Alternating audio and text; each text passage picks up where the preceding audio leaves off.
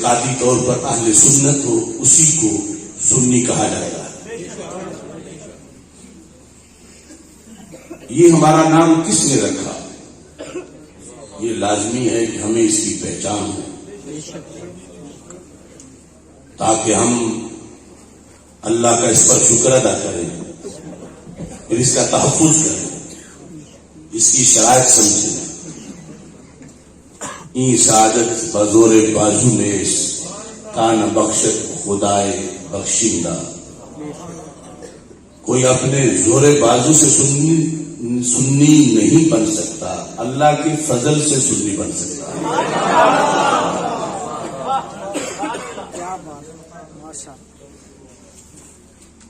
ہمارا نام اہل سنت،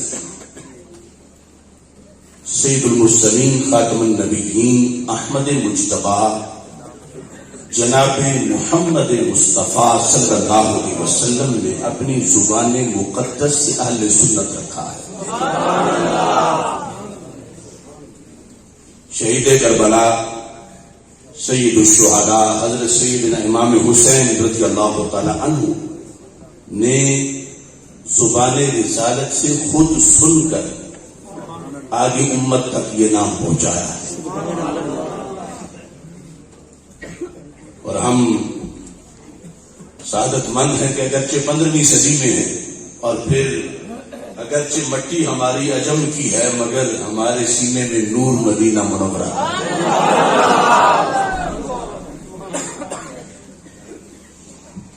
سنی ہونا عقیدے کے امتحان میں کامیابی کی دلیل ہے، لیکن امتحان صرف عقیدے کا نہیں، عمل کا بھی ہے۔ مگر وہ تب ہے جب عقیدے کے امتحان میں کامیابی حاصل ہوگی تو پھر نماز روزے کا امتحان ہوگا، اور اگر معاذ اللہ کوئی عقیدے کے امتحان میں ہی فیل ہو گیا تو نہ نماز کام آئے گی نہ روزہ کام آئے گا۔ اس واسطے سب سے اہم چیز یہ ہے، اور اس کی فوراً بعد پھر باقی تمام اصلاحی کاوشیں۔ الکامل کے اندر یہ حدیث شریف موجود ہے جو حضرت امام حسین رضی اللہ تعالی عنہ نے میدان کربلا میں روایت کی تھی، اور الکامل میں اس کو امام ابن الاسیر نے 30ویں جلد کے اندر صفحہ نمبر 419 میں ذکر کیا۔ اہل سنت کوئی فرقہ وارانہ اصطلاح نہیں، کوئی فرقہ وارانہ نام نہیں، کوئی فرقہ واریت نہیں، بلکہ زبان رسالت صلی اللہ علیہ وسلم کا دیا ہوا ایک مقدس تحفہ ہے۔ سیدنا امام حسین رضی اللہ تعالی عنہ ارشاد فرماتے ہیں 419 صفحے پر یہ حدیث شریف موجود ہے کہ آپ نے اس کے بیان سے پہلے ان لفظوں سے جھنجھوڑا، اولم یبلغکم قول مصطفی، اے لوگو کیا تمہیں وہ مشہور حدیث نہیں پہنچی؟ متوجہ کرنے کے بعد پھر فرمایا ان رسول اللہ صلی اللہ علیہ وسلم قال لی ولاخی، اللہ کے رسول صلی اللہ علیہ وسلم نے مجھے فرمایا اور میرے بھائی امام حسن رضی اللہ تعالی عنہ کو، ہم دونوں کو اللہ کے رسول علیہ السلام نے یہ ارشاد فرمایا۔ وہ ارشاد کیا ہے؟ فرمایا کہ ہمیں یہ فرمایا انتما سیدا شباب اہل الجنہ وقرۃ عین اہل السنہ۔ اے حسن و حسین، تم دونوں جنتی جوانوں کے سردار ہو، اور تم دونوں اہل سنت کی آنکھوں کی ٹھنڈک ہو۔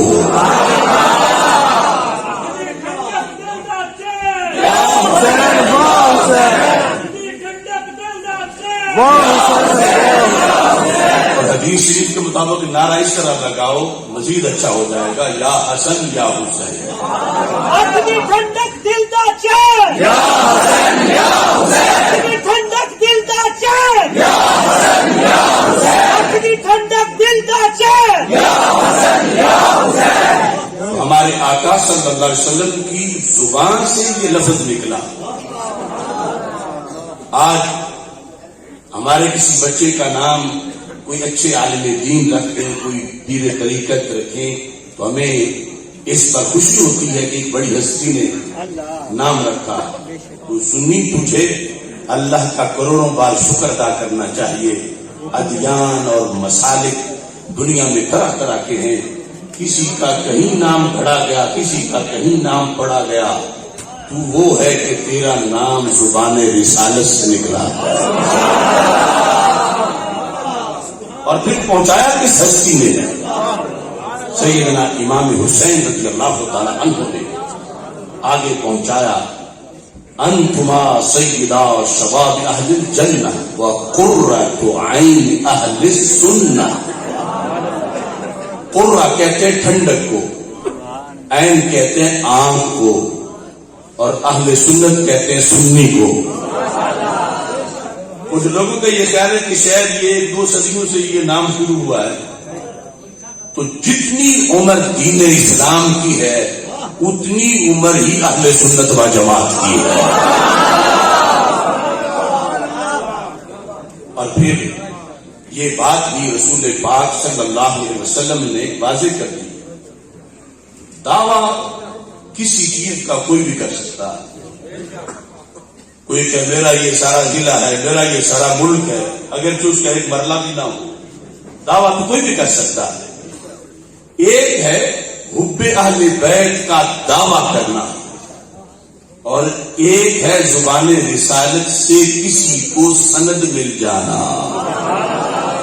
دعویٰ کوئی بھی کرتا پھرے, ہمیں اس سے کوئی جھگڑا نہیں ہے, لیکن ہم اللہ کا کروڑوں بار شکر ادا کرتے ہیں کہ ہمیں اللہ نے وہ مسلک دیا ہے جس مسلک کے نام محبت اہل بیت کی رجسٹریشن کی گئی ہے.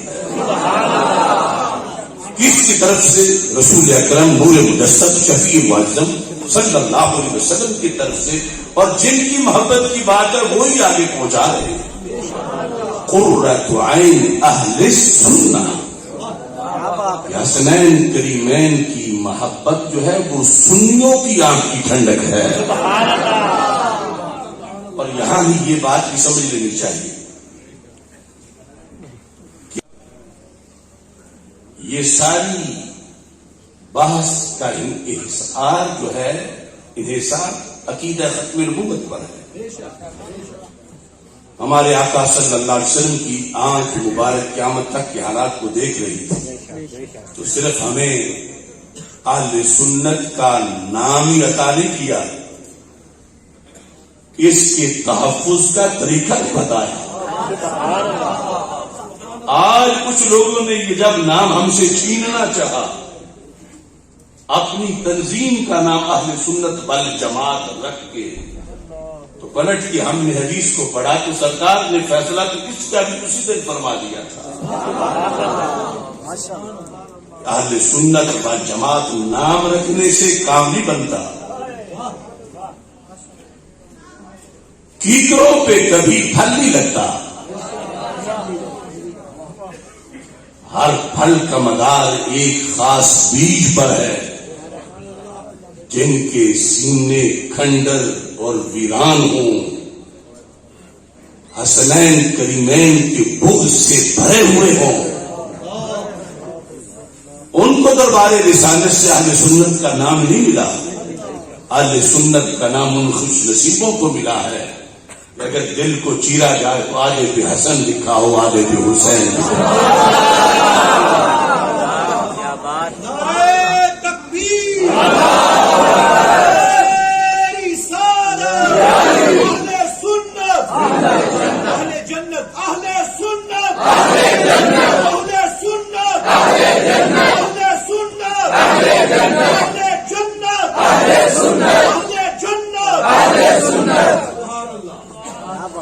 اس پر امت مسلمہ ہمیشہ قائم رہی.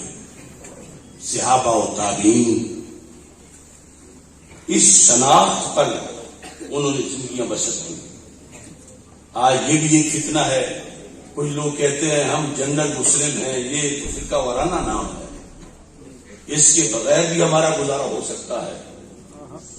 ہم انہیں دعوت فکر دیتے ہیں اگر سیدنا گنج بخش کا گزارا اس کے بغیر نہ ہو تو تیرا میرا کیسے ہوگا؟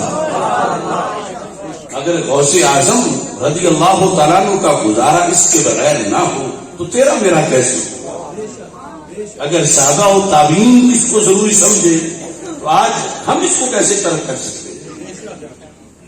اس واسطے صحیح مسلم شریف کے مقدمہ میں اس چیز کو ذکر کیا گیا ہے.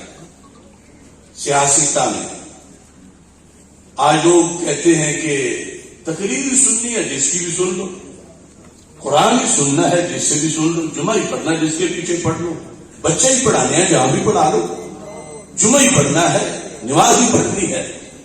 اور اگر کوئی کہے کہ پہلے عقیدہ چیک کر لو تو کہتا ہے یہ سختیاں یہ بریلی شریف والوں نے گھڑ لی ہیں. تو یہ سختیاں نہیں، یہ دین ہے جو بریلی شریف بھی مدینہ منورہ سے چل گیا اور بکی شریف بھی بریلی شریف سے چل گیا اور کیرا والا سجدہ شریف بھی بریلی شریف سے چل گیا. ارے صحیح مسلم میں ہے، صحیح مسلم کے اندر ابن سیرین، امام ابن سیرین جو بہت بڑے تابعی ہیں، امام مسلم نے سند کے ساتھ ان سے روایت کیا. امام مسلم سے لے کر ابن سیرین تک پوری سند ہے. اس میں عن ابن سیرین قال لم يكونوا يسألون عن الاسلام. ابن سیرین اپنے زمانے کی خود تابعی صحابہ کی شاگرد ہیں. اپنے پہلے دور کا ذکر کرتے ہوئے فرماتے ہیں کہ ایک زمانہ تھا ہم اسناد نہیں پوچھتے تھے کہ جب کوئی کہتا تھا حدیث سنو ہم کہتے ہیں کہ سبحان اللہ سناؤ، خوش ہوتے تھے اور سن کے لکھ لیتے تھے، یاد کر لیتے تھے. ایک زمانہ ایسا تھا، لیکن کہتے ہیں ہمارے ہوتے ہوئے ہی وہ وقت آ گیا. اب جب کوئی کہتا ہے نا حدیث سنو تو ہم کہتے ہیں ویسے بھی سنیں گے، پہلے اپنے استاد صاحب کا نام بتاؤ، اپنے استاد کے استاد کا نام بتاؤ، اپنی سند بتاؤ. چین آف اتھارٹیز تم تک تمہارے پاس یہ حدیث کس کے ذریعے سے پہنچی ان سب کے نام لو. اگرچہ پڑھنی حدیث ہے لیکن ہم ہر کسی سے نہیں پڑھیں گے، صرف سنی سے پڑھیں گے.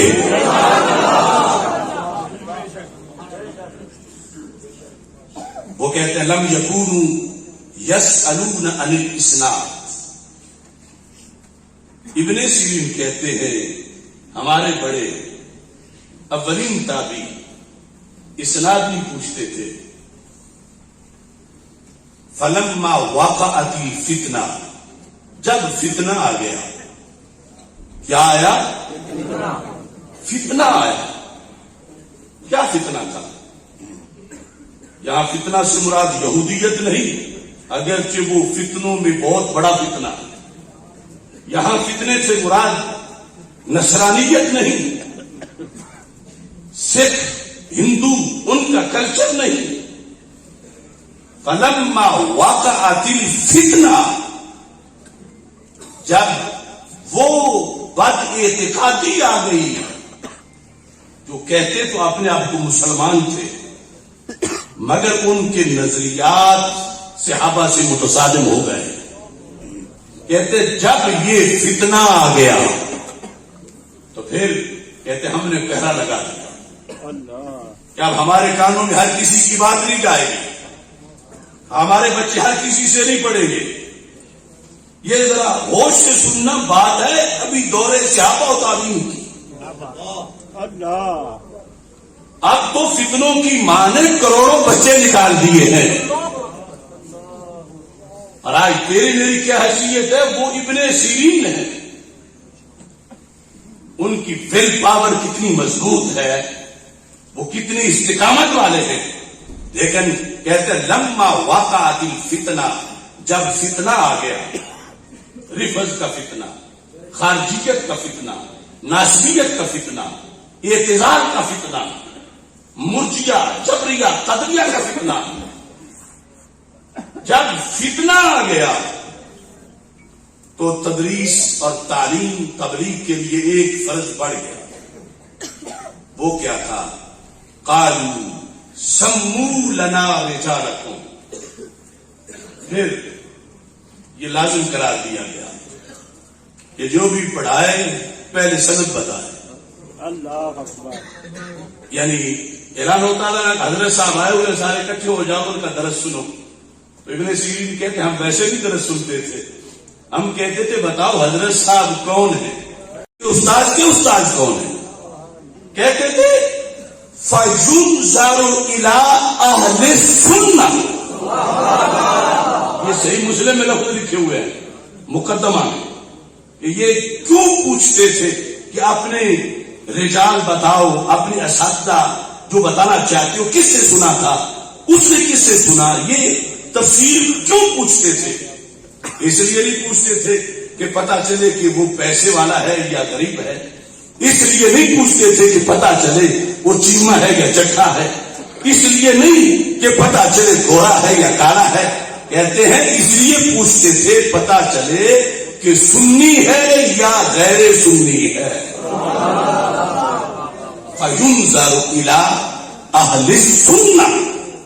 دور تابعین میں دین پڑھنے کے لیے، جمعہ پڑھنے کے لیے پوچھا جاتا تھا کہ یہ جو درس دینے والی ہستی ہے یہ کون ہے. کہتے ہیں فَيُنْظَرُ إِلَىٰ أَهْلِ السُّنَّةِ فَيُؤْخَذُ حَدِيثُهُمْ. اگر سنی ہوتا تھا تو پھر حدیث حاصل کی جاتی تھی، اور اگر سنی نہیں ہوتا تھا کہتا تو وہ بھی تھا قال رسول اللہ صلی اللہ علیہ وسلم، کہتا وہ بھی تھا آیت قرآن پڑھ کے میں تفسیر کرتا ہوں. تو امام ابن سیرین کہتے ہیں وَيُنْظَرُ إِلَىٰ أَهْلِ الْبِدْعِ فَلَا يُؤْخَذُ حَدِيثُهُمْ. سنی کے سوا سب بات کی اعتقادی کو اہل بدع کہا گیا. فرما اہل سنت کے سوا جو کچھ سننے کا بھی بن کے آ جاتا تھا ہم اس کی بات سنتے ہی نہیں تھے. ہم کان بند رکھتے تھے، آنکھیں بند کر دیتے تھے، اس کے پاس بیٹھتے نہیں تھے کہ اس کی بد اعتقادی کہیں ہم پہ اثر نہ کر جائے. ابن سیرین انہوں نے دارمی ہے. ایسے کچھ لوگ آ گئے تو کہا کہ امام ہم تھوڑا سا بیان کرنا چاہتے ہیں آپ کے پاس. پر میں نہیں سننا چاہتا. کہا حدیث بیان کرتے، پر میں نہیں سنتا. کہا آیت بیان کرتے ہیں، پر میں نہیں سنوں گا. پھر کہا تم نے اٹھ کے جانا ہے یا میں اپنے گھر سے نکل جاؤں. وہ آخر ڈھیٹ ہو کے نکل گئے. تو مریدوں نے کہا حضرت اتنی بھی سختی کیا کر دی تھی؟ وہ تو حدیث سے سنانا چاہتا تھا نا، آیت پڑھنا چاہتا تھا. فرمایا اگر وہ آیت پڑھ کے کوئی غلط تعویل کرتا مجھے ڈر ہے کہیں اس کی غلط تعویل میرے دل میں گھر نہ کر جائے، کیونکہ عقیدہ بڑی نازک چیز ہے. اب ابن سیرین جیسے امام کو تو خطرہ ہو اور تجھے مجھے کوئی نہ ہو، ہماری اولادوں کو خطرہ کوئی نہ ہو. اس بنیاد پر وہ زمانہ جب اس وقت اتنی پرہیز تھی، اتنی احتیاط تھی، اور آج لوٹ مار ہے، صلح کلیت کی، اور اس انداز میں اپنے جگر پاروں کو، اپنی اولادوں کو، اپنے رشتہ داروں کو، عزیز و اقارب کو، اور خود اپنے آپ کو ان کے سامنے رکھ دیا گیا ہے کہ جن کا ایک لفظ بھی ان کی بد اعتقادی کی بنیاد پر سننا جائز نہیں سمجھا جاتا تھا. یہ ہماری سیاستہ کے ان اصولوں کے مطابق سنی کانفرنس ملک میں یہ سندیشہ دینا چاہتی ہے ہم جنگ نہیں چاہتے، ہم بدامنی نہیں چاہتے، ہم فرقہ واریت نہیں چاہتے، ہم فساد نہیں چاہتے، ہم اپنی نسلوں کو مدینہ منورہ والی وہ فضا دلوانا چاہتے ہیں. نعرہ تکبیر، نعرہ سنی نظریات کی بنیاد پر اگر انسان اپنی حفاظت کرتا ہے تو کتنا قیمتی بن جاتا ہے، معاشرے کا کتنا یوزفل شہری ہے، کیا اس کے فائدے ہیں، اس کو اپنا فائدہ کیا ہے اور اس کے فائدے کیا ہیں. بات لمبی ہے. دنیا میں اور کوئی ایسا فارمولہ نہیں جس سے بندے کی زندگی کا ہر سیکنڈ محفوظ ہو جائے. اگر ہر سیکنڈ برباد ہونے سے بچ سکتا ہے اور یقیناً بچ سکتا ہے، وہ سنی نظریہ کی بنیاد میں بچ سکتا ہے. ارے ضائع تو گھنٹہ بھی ہو جائے تو بندے کو افسوس، دن ہو جائے، اور اگر پوری زندگی ضائع ہو جائے. آج لے ان کی پناہ، آج کل نہ مانے گی قیامت کو اگر مانے. مستدرک للحاکم میں یہ فرمان موجود ہے ہمارے آقا صلی اللہ علیہ وسلم کا، لو ان رجلا سافن بین الرکن والمقام وصلى وصام ثم لقي الله وهو مبغض لأهل بيت محمد صلی اللہ علیہ وسلم داخل النار. عقیدے کی ایک غلطی سے ساری عمر برباد، اور اس عمر میں جو کچھ کیا سب کچھ برباد. ہم تو اتنی نیکی کرنے کی صلاحیت ہی نہیں رکھتے. ہمارے آقا صلی اللہ علیہ وسلم فرماتے ہیں فرض کر لو ایک بندہ اس نے عجم میں زندگی نہیں گزاری، عرب میں گزاری، عرب میں بھی حرم میں گزاری، حرم میں بھی کعبے کے سامنے گزاری، اور پھر جاگ کے گزاری، رات کو قیام دن کو سیام، اس طرح نیکیوں سے بھرپور گزاری. وہ جگہ جہاں کعبے کی انوار سے صرف دیکھنے سے ہی گناہ جھڑتے رہتے ہیں، اس کا ویزا ہفتے کا یا مہینے کا نہیں تھا یا سال کا نہیں تھا، ساری زندگی اس نے کعبے کے دروازے کے سامنے گزار دی. لیکن عقیدے میں ایک غلطی تھی. جب مرا تو کیا ہوا؟ فرماتا دخل النار، جہنم میں گیا. نہ کلمے نے بچایا نہ کعبے نے بچایا. میں کسی کرسچن کی بات نہیں کر رہا، میں یہودی کی بات نہیں کر رہا، میں ہندو اور سکھ کی بات نہیں کر رہا. میں اس شخص کی بات کر رہا ہوں سرکار دو عالم صلی اللہ علیہ وسلم نے جس کے بارے میں بتایا کہ وہ کلمہ گو تھا، اسلام کا دعوے دار تھا، لیکن عقیدے میں ایک غلطی ہو گئی. نہ نماز قبول نہ روزہ قبول. اگر اس کو قیامت کے دن اس غلطی کا پتہ چلے تو کتنا افسوس کرے گا، کاش کہ دنیا میں کوئی مبلغ مجھے ملتا تو میری اصلاح کر دیتا تاکہ میرا خاتمہ تو ایمان پر ہوتا، تو سارے سال تو برباد نہ ہو. کوئی ایسا پیر، کوئی ایسا رہبر، کوئی مرشد جو مجھے بتاتا کہ تیرے عقیدے میں یہ غلطی ہے، میری نمازیں روزے یہ حرم میں رہنا یہ کچھ بھی کام نہ آیا کیونکہ عقیدہ خراب تھا. پر اگر دنیا میں کوئی کسی کو مل جائے اسے شکر ادا کرنا چاہیے کہ آج ہم اپنا محاسبہ کریں، تاکہ آج تو غلطی نکل. غلطی کیا تھی اس شخص کی؟ وَهُوَ مُبْغِضٌ لِأَهْلِ بَيْتِ محمد صلی اللہ علیہ وسلم. اس کا عقیدہ توحید بھی تھا، عقیدہ رسالت بھی تھا، ختم نبوت پر یقین تھا، فرشتے مانتا تھا، رسولوں کو مانتا تھا، کتابوں کو مانتا تھا، آخرت کے دن کو مانتا تھا.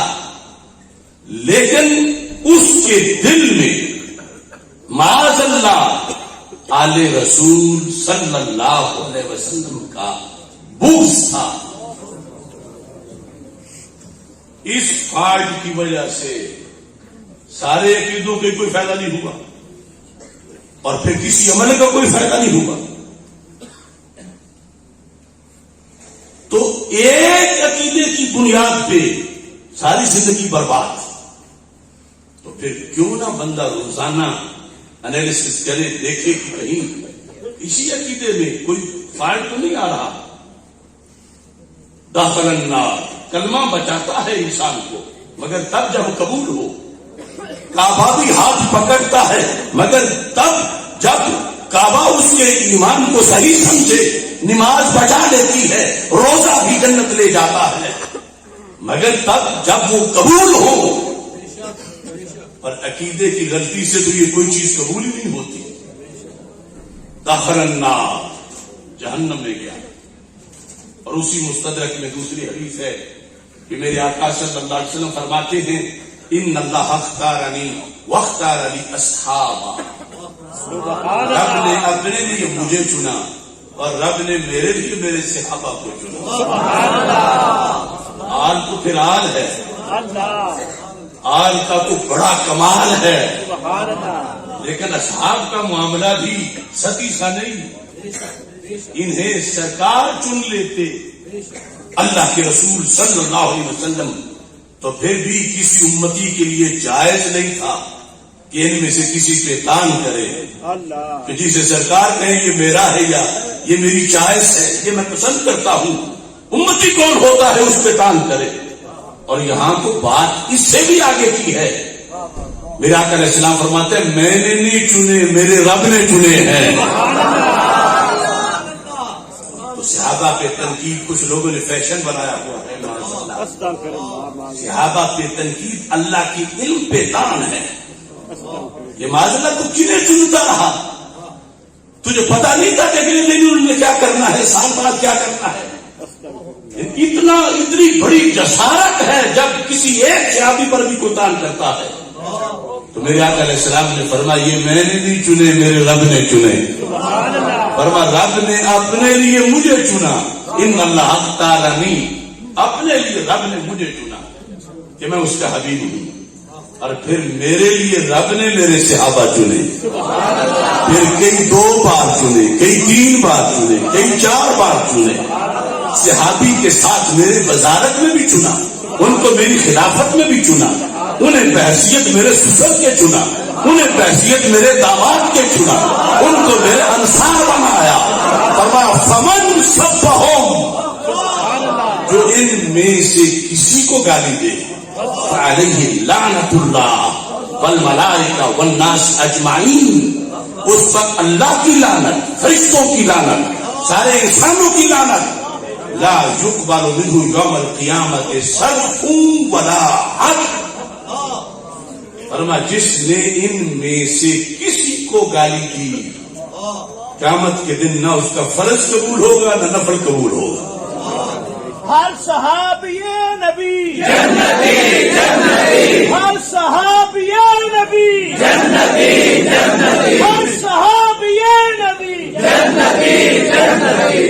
میں جو بات بتانا چاہتا ہوں کہ زندگی محفوظ کیسے ہوتی ہے، کس فارمولے سے۔ اب جب یہ بندہ جس کو یہ ہے کہ میں نے حج کیے، میں نے زکاتیں دی، میں نے جہاد کیے، میں نے تبلیغیں کی، میں نے یہ کیا وہ کیا، میرے تو بہت ڈھیر ہوں گے ثوابوں کے، بطور فرض ایسا بھی ہے کہ جہاں اس کا نام کا بورڈ لگا ہے گیا ہے دیکھنے تو وہاں کچھ بھی نہیں، ڈھونڈتا ہے نمازیں کہاں، روزے کہاں، حج کا ثواب کہاں، تو جواب ملتا ہے جو حضرت امیر معاویہ کو بک بک کرے اس کی نماز قبول نہیں ہوتی، سیدہ عائشہ صدیقہ کو بھونکے اس کی نماز قبول نہیں ہوتی۔ اس دن سوچے گا کاش کہ دنیا میں کوئی رہبر مل جاتا جو میری یہ غلطی مجھے بتاتا، میں تو سمجھتا تھا کہ معمولی بات۔ جب قیامت کے دن نہ نماز قبول نہ روزہ، وہ مبغض لأہل بیت محمد، اسے بتایا جائے گا تو بک بک کرتا تھا سیدنا امام حسین رضی اللہ تعالیٰ عنہ کے خلاف، تیری تو کوئی نماز قبول نہیں ہوئی۔ پھر ہاتھ ملے گا کاش کو دنیا میں مل جاتا جو میری اصلاح کر دیتا۔ تو ان سیدوں نے سنی کانفرنس اس لیے منعقد کی ہے کہ انسان اس وقت بھول میں ہے اور گرد و غبار ہے اور افراتفری ہے اور مصروفیات ہے، کچھ وقت نکال کے ذرا اپنا جائزہ لے لیں۔ آج تو بھی توبہ کا دروازہ کھلا ہے، کہ کسی جہت سے بھی اگر کوئی کمی ہے تو بندہ توبہ کر سکتا ہے، اللہ تعالیٰ کی طرف سے اسے معافی مل سکتی ہے. اور اگر ایسے ہی چلا گیا اور قیامت کے دن اس کی بنیاد پہ سارا صفایا ہو گیا تو کتنا افسوس ہوگا. اب یہ کس مسلک میں ہر عقیدہ محفوظ رہے گا؟ ایک ہوتا ہے عمل کا ظلم، ایک ہوتا ہے عقیدے کا ظلم. ہم عمومی طور پر جو اعمال کا ظلم ہے، افعال کا، اسے بڑا سمجھتے ہیں اور اس سے غائب بھی ہو جاتے ہیں، اس سے بچنے کی بھی کوشش کرتے ہیں. لیکن اعتقادی ظلم ویسے ہی چلا جاتا ہے. حالانکہ جتنا بھی بڑا ظلم ہو اعمال کے لحاظ سے بچنا تو اس سے بھی ضروری ہے. لیکن بخاری کی حدیث میں 100 کا قاتل بھی بخشا گیا. قتل تو ناحق ایک بھی بڑا جرم ہے، لیکن 100 کا قاتل بھی بخشا گیا.